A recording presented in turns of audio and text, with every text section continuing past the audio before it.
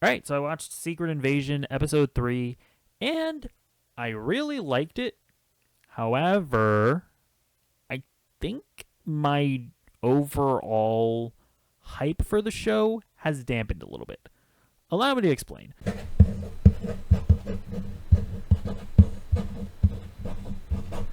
Let me get through all the stuff that I really liked. So, um, the first, interaction between Fury and his wife, I thought that was really great.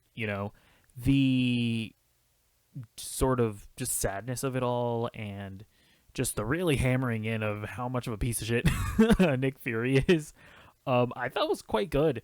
And I thought that them showing Nick Fury's wife's sort of tragedy of having her husband be blipped away and then him coming back and him leaving again, as she described, like as if he was never there to begin with. I thought that was honestly maybe the best example of a post blip consequence. I thought that was very tragic and felt very real. So I thought that whole thing was great. I thought those performances were great. Um, Also, I'm definitely sussy of the wife because I feel like she's almost definitely working with Gravik. I feel like they very much laid that foundation. Actually, but I don't think they confirmed it. Right? Correct me if I'm wrong in the comments down below, but I don't think they confirmed that she's working for Gravik. But I definitely think she is. Um, and then you also have Nick Fury sort of repairing his relationship with Talos. I thought those conversations were very good. I liked seeing Talos reaffirm his allegiance to Nick Fury. Maybe that changes in the future, although probably not, especially after what happens in this episode.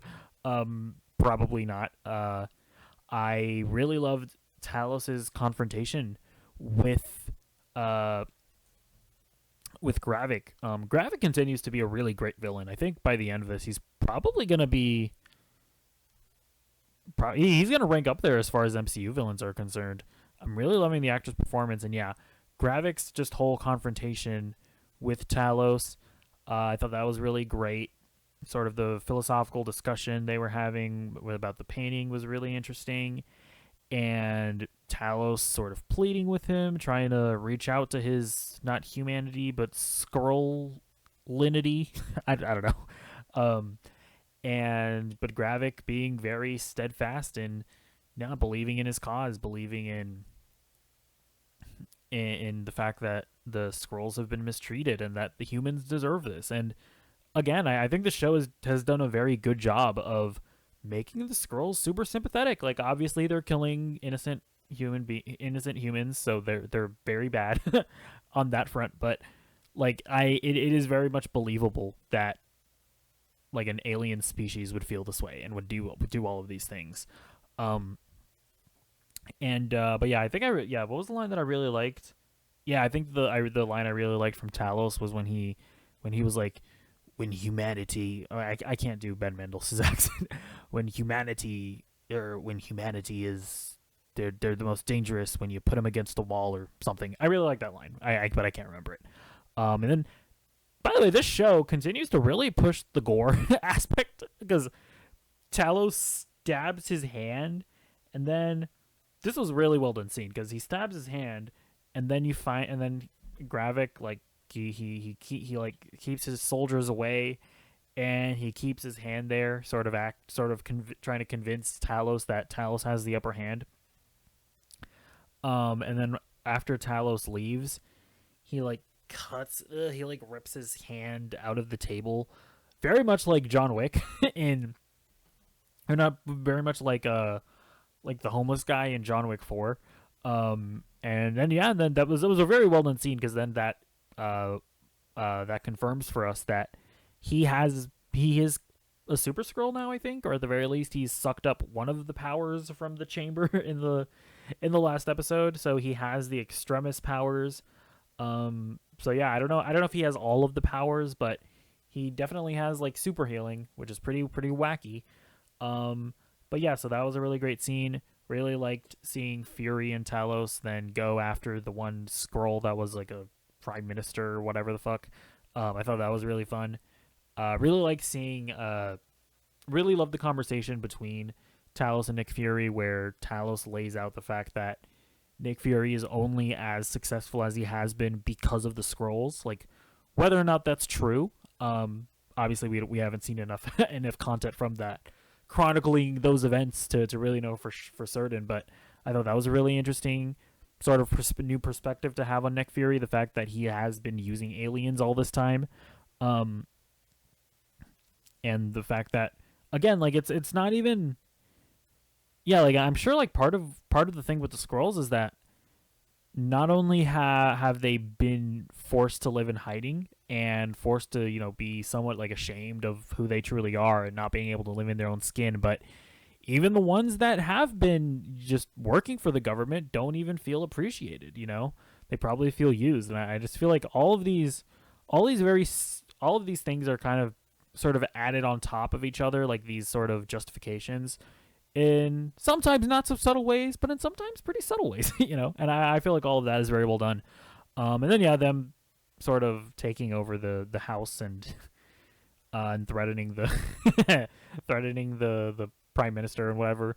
I thought all of that was pretty fun, but yeah, no. And then the show manages to get dark because Ben Mendelsohn ends up killing that guy, and when somebody gets killed in the show, you kind of feel it, to be honest. I think they do a very good job of making it all very impactful. And then obviously the big shocker of the episode is when Galali, whatever Emilia Clarke's character's name is, she eats it.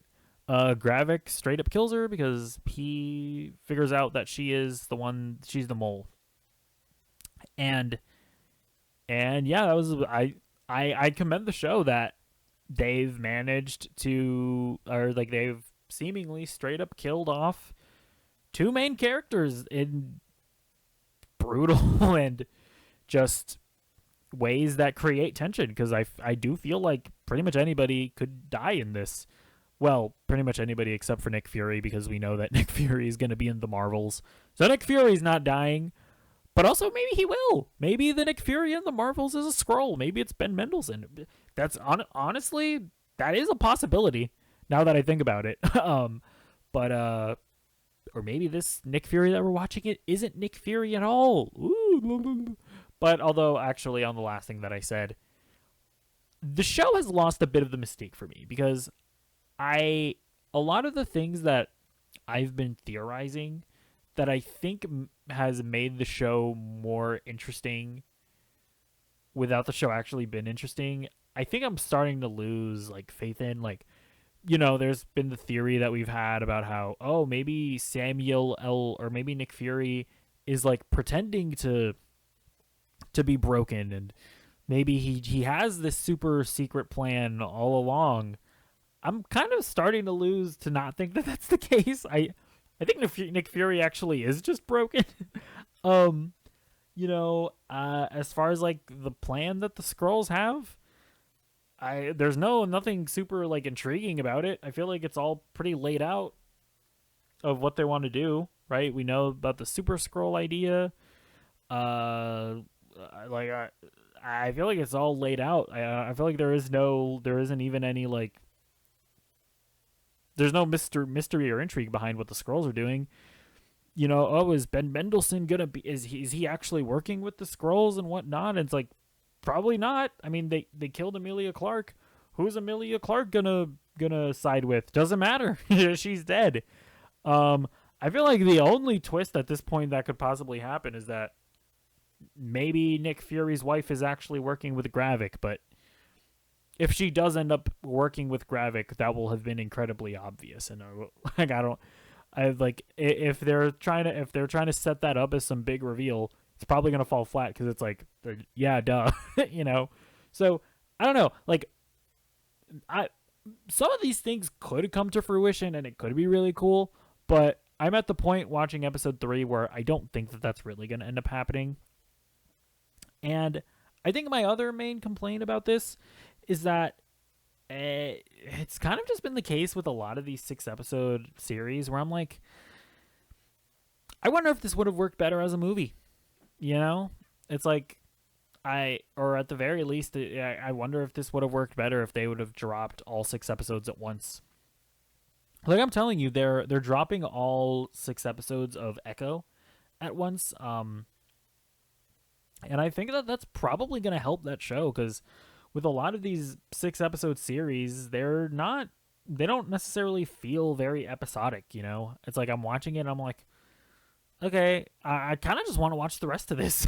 you know, so that's kind of where I'm at. I still really enjoy the show, but after like the first couple of episodes, I've been kind of like, okay, this show needs to do a little bit more to get me to love it, and it hasn't done that. I just remain really enjoying it, which is fine and is better than a lot of the other Disney Plus shows. So kudos to it, but yeah, those are my thoughts on it. Let me know yours in the comments down below, and I will see you in the next episode. Goodbye.